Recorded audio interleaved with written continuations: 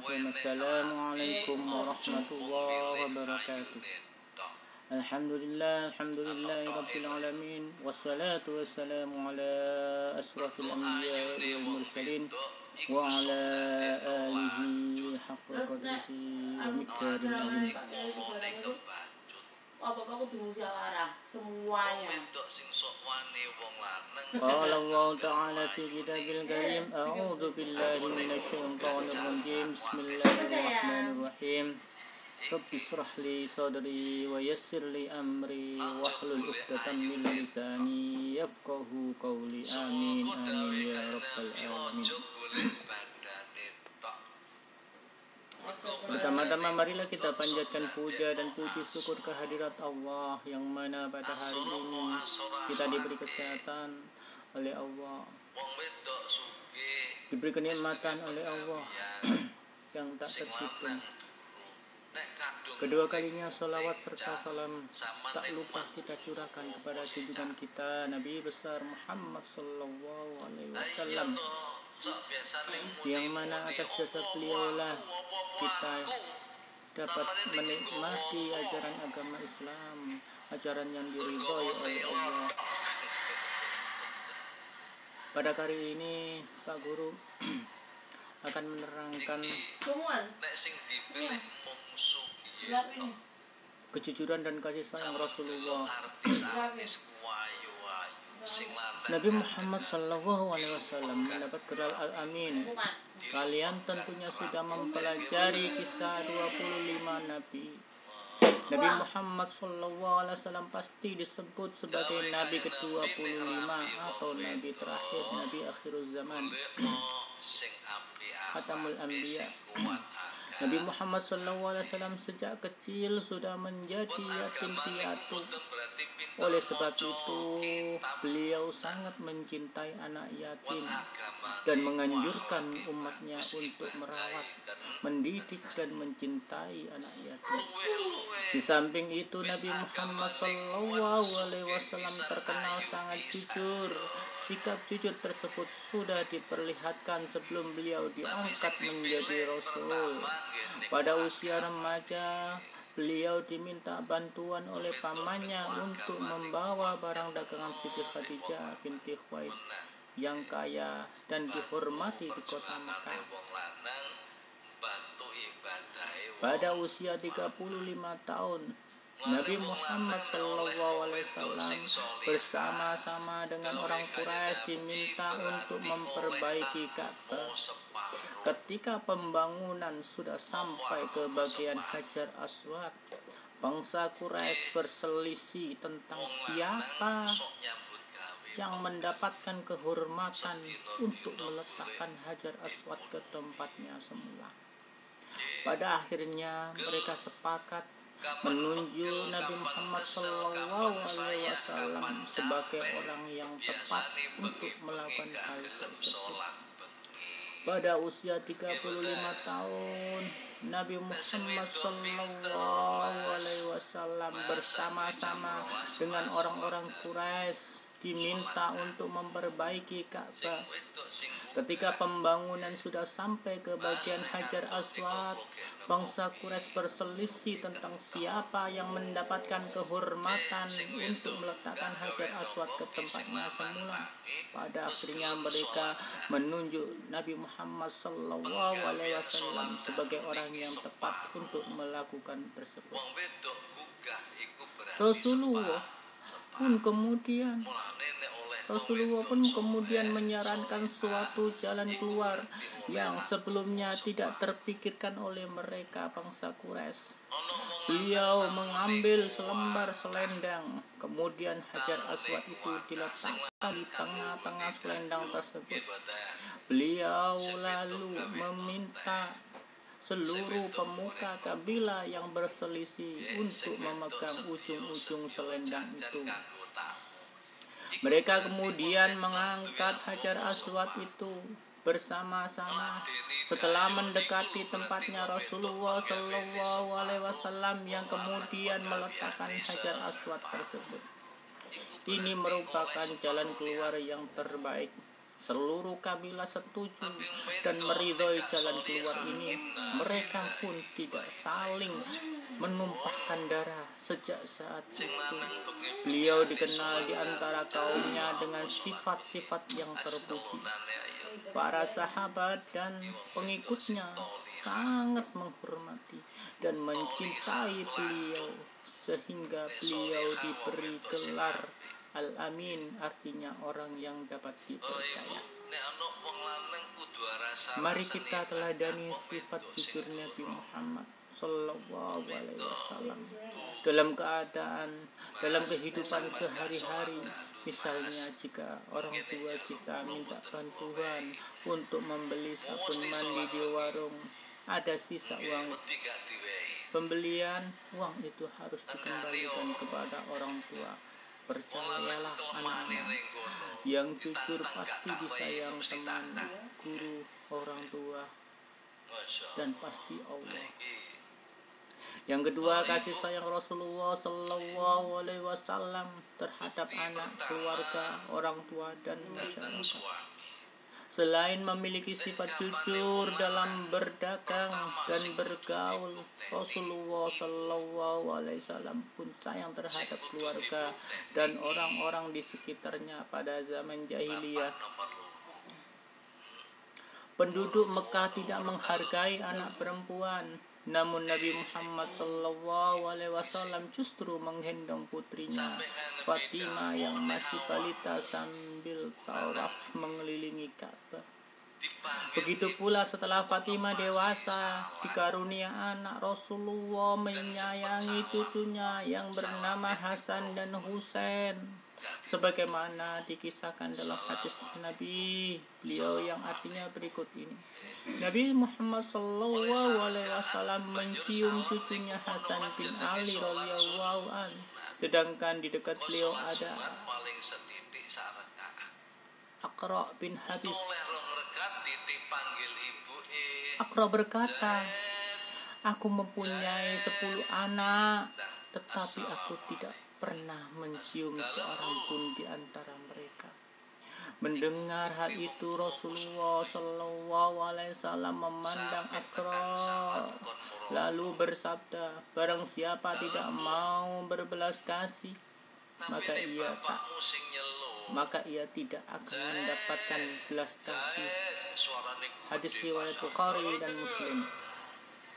Selain hadis di atas, hadis Rasulullah SAW mengajarkan pula untuk hormat kepada orang tua, seperti dalam hadis yang artinya berikut ini. Aku Ibnu Mas'ud pernah bertanya kepada Nabi Muhammad SAW, amal apakah yang paling disukai oleh Allah Subhanahu wa Ta'ala? Nabi Sallallahu Alaihi Wasallam bersabda, mengerjakan sholat tepat waktu pada waktunya. Aku bertanya lagi kemudian apa? Nabi Muhammad SAW menjawab, berbaktilah kepada kedua orang tua. Aku kembali bertanya kepada Rasulullah, lalu apa lagi ya Rasulullah? Nabi SAW menjawab, jihad fi sabilillah. Hadis riwayat Bukhari dan Muslim. Rasulullah Sallallahu Alaihi Wasallam tidak pernah menyakiti hati orang lain.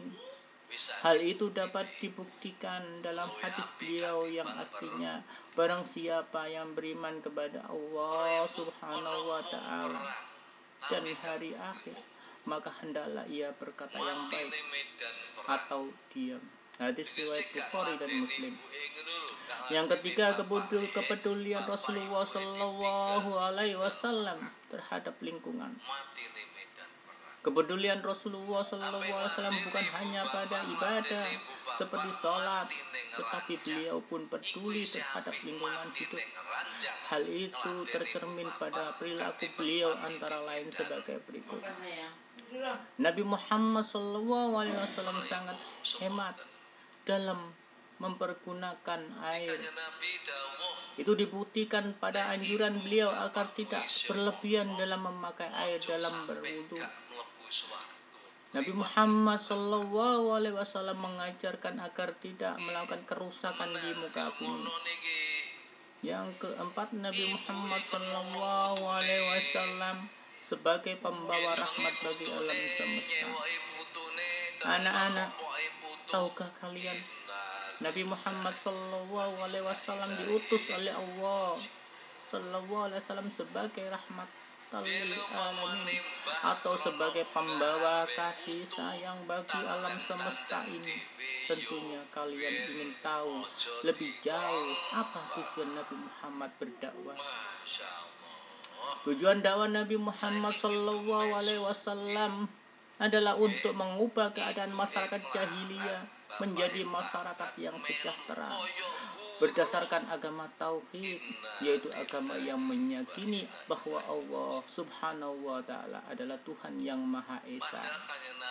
Misi kedamaian dan kesejahteraan hidup tersebut bukan hanya bagi bangsa Arab ketika itu, tetapi juga bagi seluruh alam semesta sampai sekarang dan sampai akhir zaman. Nabi Muhammad SAW telah mengajak kaumnya untuk mengutamakan kemurnian akidah dan selalu menyembah Allah yang Maha Esa. Beliau juga menanamkan akhlak terpuji dan membawa kebaikan manusia hidup di dunia hingga akhirat. Salah satu sifat terpuji yang dapat kita cermati ketika beliau mengikuti hijrah ke kota Madinah adalah beliau mampu menanamkan sikap persaudaraan antara kaum pendatang Muhajirin dengan kaum Ansar, sehingga mereka saling menolong untuk menciptakan daerah yang tertib dan aman. Di samping itu, masyarakat berperilaku sopan santun sesuai ajaran Rasulullah SAW. Sebagai umat Nabi Muhammad SAW, kita harus menjunjung tinggi ajaran beliau. Misalnya, kita menghormati orang yang lebih tua dan menyayangi orang yang lebih muda. Kita berperilaku sopan dan bertutur kata santun terhadap orang tua, guru, dan masyarakat sekitar kita. Juga kita menjaga lingkungan kita agar selalu bersih, karena kebersihan adalah sebagian dari iman. An-nadhafatu minal iman. Oleh sebab itu, kita tidak membuang sampah di kali atau selokan, karena selokan yang pernah sampai akan dangkal. Seluruh air tidak lancar sehingga di musim hujan daerah tersebut menjadi banjir. Kita harus peduli terhadap lingkungan sekitar. Untuk kebaikan diri dan orang lain, kita harus selalu berperilaku sesuai ajaran Rasulullah. Sikap kebiasaan, insya Allah aku dapat berperilaku jujur, peduli, bertanggung jawab terhadap diriku, keluargaku, teman-temanku, dan lingkungan hidup. Yang C, kepemimpinan sahabat Rasulullah. Pertama, kepemimpinan Abu Bakar. Abu Bakar adalah khalifah pertama setelah Nabi Muhammad SAW. Beliau dilahirkan pada tahun 571 Masehi. Nama lengkap beliau adalah Abdullah bin Abi Quhafa At-Taimi. Gelar Abu Bakar diberi oleh Nabi Muhammad SAW karena ia adalah paling cepat masuk Islam. Gelar As-Siddiq diberikan karena beliau selalu membenarkan Nabi Muhammad SAW dalam berbagai peristiwa, terutama membenarkan peristiwa Isra dan Mi'raj. Abu Bakar memimpin dari tahun 632 Masehi sampai dengan 634 Masehi. Abu Bakar senantiasa meneladani perilaku Nabi Muhammad SAW. Dalam menentukan keputusan, beliau selalu mengajak para sahabat untuk bermusyawarah. Beliau sangat memperhatikan rakyatnya. Beliau selalu membantu rakyatnya yang kekurangan. Pernah suatu ketika datang kepadanya seorang wanita kampung bernama Unaisar dan berkata, "Hai Abu Bakar, apakah engkau masih dapat menolong kami memerah susu kambing?" seperti sebelum menjadi khalifah? Jawab Abu Bakar, insya Allah aku tetap bersedia menolong kamu. Meskipun Abu Bakar sudah menjadi pemimpin negara, beliau tidak sombong dan masih mau memerah susu untuk rakyatnya di kampung. Untuk kesejahteraan rakyatnya, beliau mendirikan Baitul Mal yang sampai sekarang masih ada, yaitu suatu lembaga yang mengurusi kas dan keuangan negara. Kepemimpinan Umar bin Khattab. Umar bin Khattab adalah khalifah kedua setelah Abu Bakar. Umar bin Khattab mempunyai nama lengkap Umar bin Khattab bin Abdul Uzza. Umar bin Khattab menjadi khalifah sejak tahun 634 Masehi sampai dengan 644 Masehi. Beliau seorang pemberani, jujur, adil, tegas, bijaksana, dan bertanggung jawab terhadap rakyatnya. Beliau juga seorang pemimpin yang hidup sederhana dan suka bermusyawarah. Misalnya suatu ketika Khalifah Umar bin Khattab menyuruh anaknya untuk mematikan lampu di dalam ruangan kantor khalifah karena lampu itu dibiayai oleh negara, sedangkan kedatangan anaknya untuk keperluan pribadi. Khalifah Umar bin Khattab tak mau menggunakan fasilitas negara untuk kepentingan pribadi dan keluarganya, walaupun hanya sebatas cahaya lampu.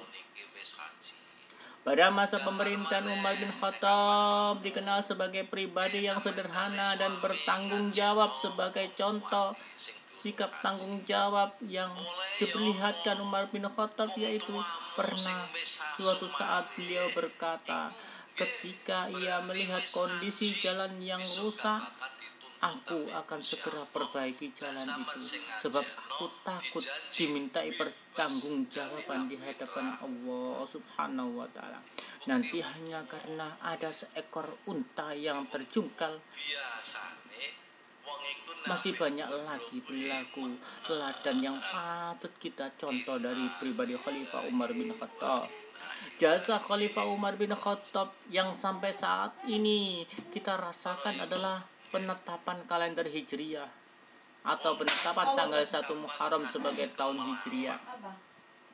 Yang ketiga, pemimpinan Utsman bin Affan. Khalifah Utsman bin Affan memerintahkan selama 12 tahun atau dari tahun 644 Masehi sampai dengan 656 Masehi. Beliau dikenal sebagai orang kaya dan dermawan. Bukti kedermawanannya Utsman bin Affan yaitu pada masa pemerintahan Abu Bakar pernah memberikan gandum yang diangkut dengan 1000 unta untuk membantu kaum miskin yang menderita di musim kering. Di masa pemerintahannya, Utsman bin Affan melakukan kodifikasi, menyusun atau membukukan kitab Al-Quran karena beliau khawatir akan terjadi perbedaan Al-Quran.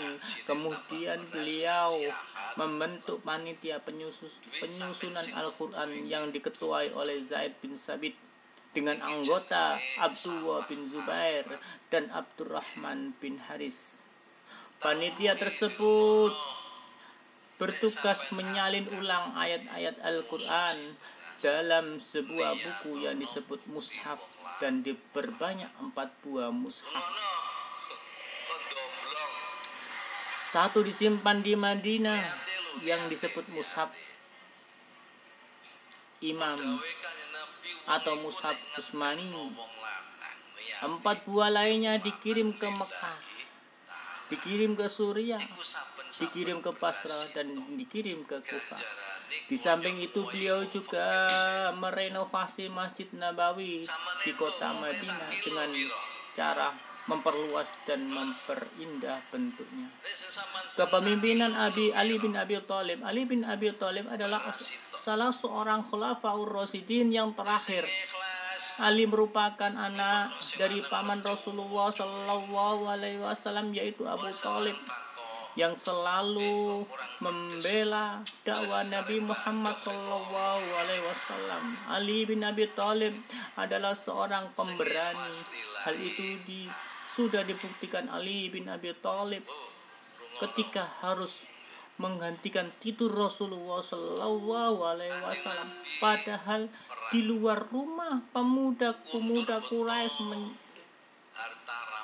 ingin menyakiti Rasulullah yang akan pergi hijrah. Masa pemerintahan Ali kurang lebih selama 5 tahun, 656 sampai 661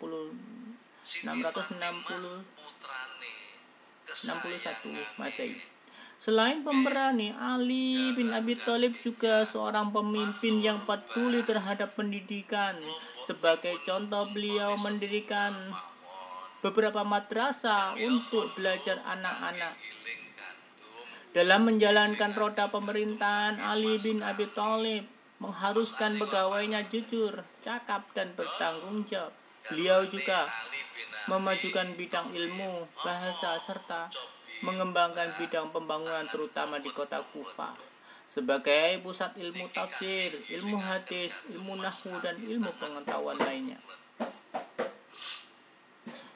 Sikap kebiasaan yang harus kita miliki dari kisah-kisah ini adalah aku harus meneladani perilaku baik para sahabat-sahabat Rasulullah.